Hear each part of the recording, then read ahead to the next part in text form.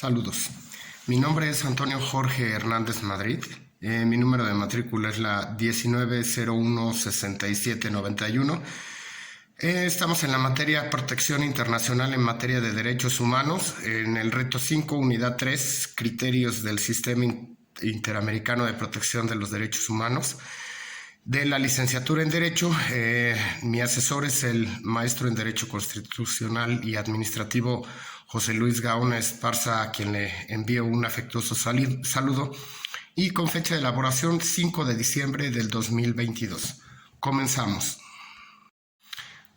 con la explicación de los hechos del caso. Los hechos del caso se refieren a la presunta desaparición forzada del señor Rosendo Radilla Pacheco, que habría tenido lugar desde el 25 de agosto de 1974 a manos del ejército mexicano en el estado de Guerrero. Según la Comisión Interamericana, las alegadas violaciones derivadas de este hecho se prolongan hasta la fecha, por cuanto el Estado mexicano no ha esclarecido el paradero de la presunta víctima ni se han encontrado sus restos. De acuerdo al alegado por la Comisión, a más de 33 años de los hechos existe una total impunidad, ya que el Estado no había sancionado hasta ese momento penalmente a los responsables ni había asegurado a los familiares una adecuada reparación. Es muy importante recalcar esto por lo que vamos a ver adelante. El 25 de agosto de 1974, Rosendo Radilla Pacheco, de 60 años de edad, y su hijo Rosendo Radilla Martínez, de 11 años de edad, viajaban en un autobús en una comunidad de Atoyac de Álvarez a Chilpancingo, Guerrero. El autobús lo detiene un retén militar, donde agentes militares lo hacen descender a todos los pasajeros, y volvieron a abordar el autobús a donde viajaban. Luego fue detenido en un segundo retén ubicado en la entrada de la colonia Cuauhtémoc, y los agentes solicitaron a los pasajeros que descendieran del autobús. Ya habiendo descendido del autobús, se indicó a los pasajeros que regresaran nuevamente al autobús, excepto don Rosendo Radilla Pacheco. Y lo detuvieron porque componía corridos, o sea, eran corridos en contra del gobierno. Todos sabemos que en aquellos tiempos, posterior a los eventos del 68, que no solo fue de estudiantes, hubo una represión política y militar muy grande en nuestro país. Le dicen los militares, cuando él les dice, bueno, pues componer corridos no es un delito, y le dice, pues por el momento ya te chingaste. Ok, ese es el punto 1, ¿no? Vámonos con la explicación del proceso ante la comisión, porque tiene que seguir primeramente la comisión para poder llegar a la corte. El 15 de marzo del 2008,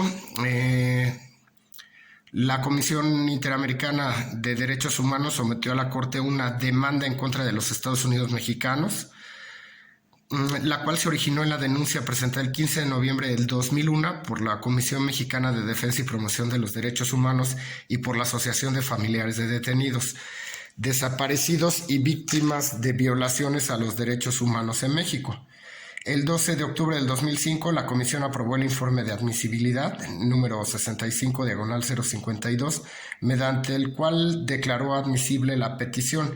Posteriormente, el 27 de julio del 2007, la Comisión adoptó el informe de fondo número 60/073 en los términos del artículo 50 de la Convención, en el cual se formuló determinadas recomendaciones para el Estado. Este informe fue notificado al Estado el 15 de agosto del 2007. El 13 de marzo del 2008, tras haber recibido la información aportada por las partes con posterioridad a la adopción del informe de fondo, y al considerar que el Estado no había cumplido plenamente con sus recomendaciones, la Comisión decidió someter el presente caso a la jurisdicción de la Corte. La Comisión designó como delegados a los señores Florentín Menéndez, Santiago Cantón, los asesores legales, la secretaria ejecutiva. Ahora, eso fue dentro de lo que la explicación del proceso ante la comisión. Pasado esto, nos vamos al análisis de los razonamientos expresados por la Corte en este caso. Primero, el Estado mexicano presenta excepciones preliminares, ¿no? Incompetencia ratione temporis para conocer los méritos del caso debido a la fecha del depósito del instrumento de adhesión de México a la Convención Americana. Y como veíamos hace un rato, o sea, si bien la fecha de convención, porque bueno, vamos a ver, las tres excepciones preliminares fue incompetencia ratione temporis, incompetencia ratione temporis y incompetencia ratione materiae. Las tres queríamos meterlas precisamente por incompetencia para conocer del caso. La tercera fue por utilizar la Carta de la Organización de los Estados Americanos, y pues realmente pues en ninguna parte los ofendidos habían solicitado pues a la Corte declarar violación alguna de la Carta de la OEA, o sea, en ese sentido. La incompetencia ratione temporis,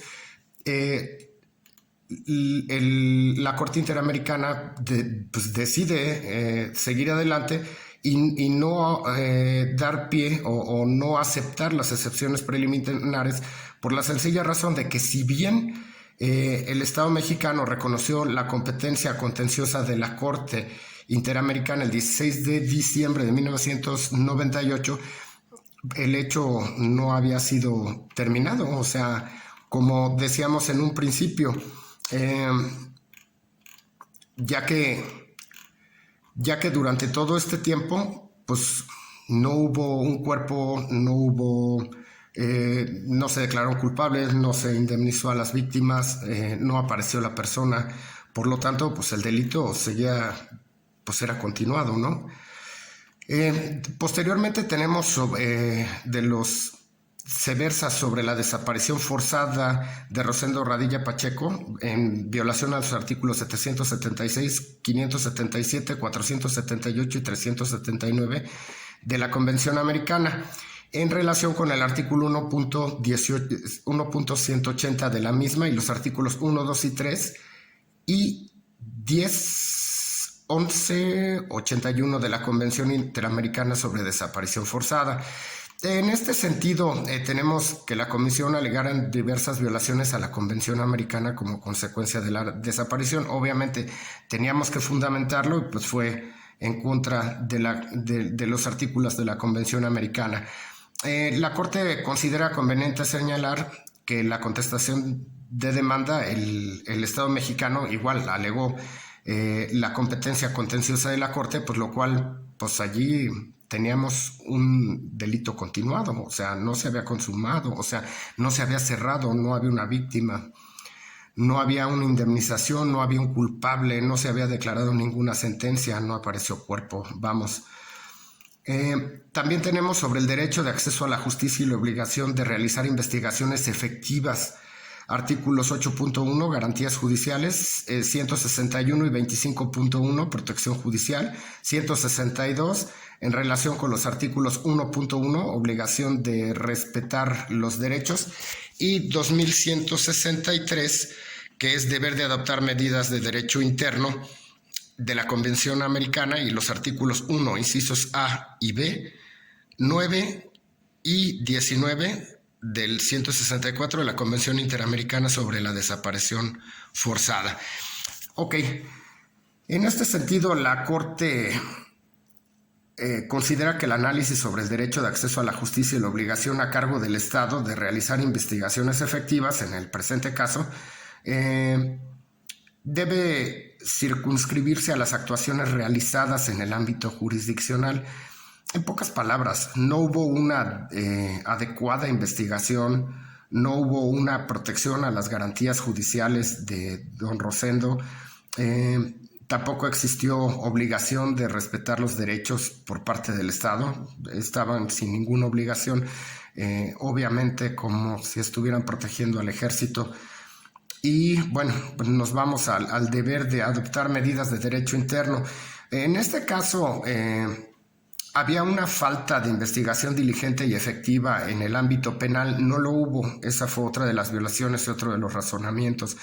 El tipo penal aplicado en la consignación ante el juez fue muy diferente, ya que teníamos aquí en México como privación ilegal de la libertad y no como, ¿cómo se llama? no lo teníamos como una desaparición forzada de persona. Teníamos también como razonamiento de la Corte el plazo razonable de la duración de las investigaciones. Estamos hablando de décadas. Obviamente que ya se había roto cualquier plazo razonable.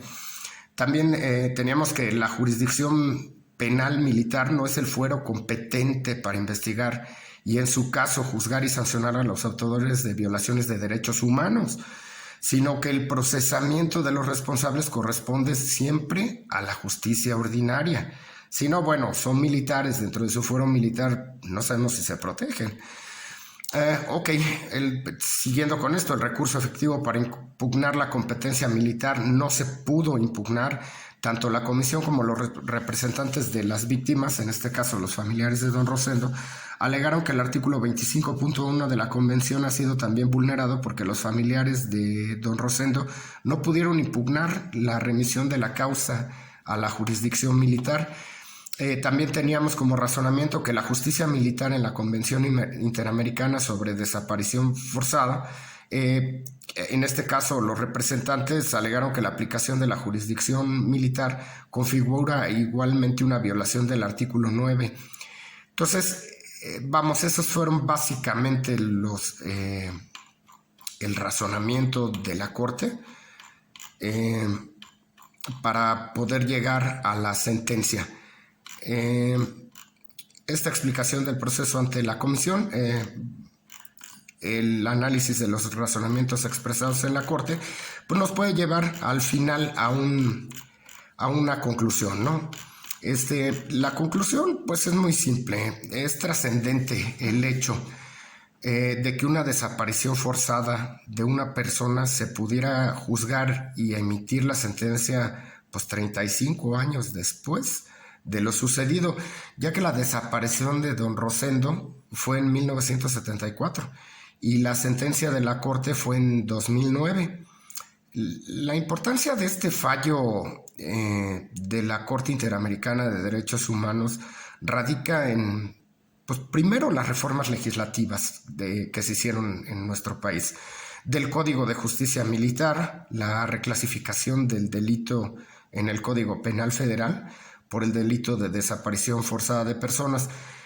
Y bueno, sostengo que es muy importante que exista una Corte Interamericana de Derechos Humanos, así como la Comisión, porque tenemos otra instancia para poder defender nuestros derechos cuando están siendo vulnerados en nuestro país. Otra de las ventajas es de que dentro de la Corte pues vamos a poder tener las jurisprudencias para poder hacer uso de ellas y estamos obligados como país a hacerlo. Ha sido un placer trabajar con usted, maestro. Pase buenas noches.